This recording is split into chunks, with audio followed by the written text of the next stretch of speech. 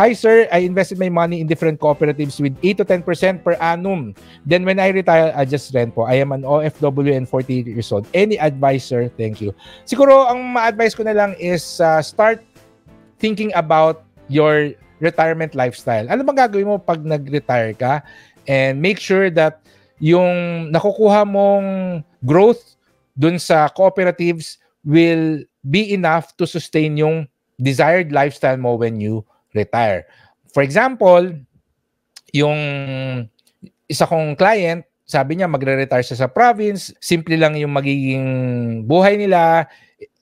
Nung kinumpute namin, assuming that they will live up until 100 years old, na-compute namin mga 25 million pesos yung kailangan nila na pera just to cover the basics.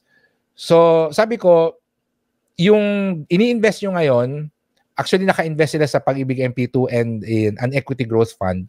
Doon sa rate nung ini-invest sila, aabot ng 25 million yung pera nila. So sabi ko, that's okay. Wag na kayo masyadong ma-FOMO. Kasi tiyatanong na, dapat ba nag-i-invest kami sa Bitcoin? Dapat ba nag-i-invest kami dito? Dapat ba nag-i-invest kami dyan?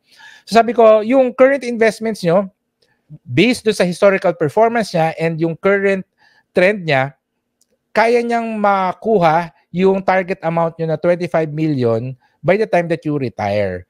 So, of course, when you retire, yung 25 million, hindi naman yan 25 million lang. You can still invest it. It will still grow. Mag-withdraw lang kayo ng enough money to sustain your 1 year, every year, di ba? And yung pag-compute naman natin dun sa lifestyle ninyo ng retirement, abot ng 100 years old yung pera ninyo. Pero kasi, ang problem doon, kapag bigla sila nag-iba ng gustong gawin pag nag-retire, kasi syempre yung computation natin is yung tahimik na buhay sa probinsya ang kinalculate natin.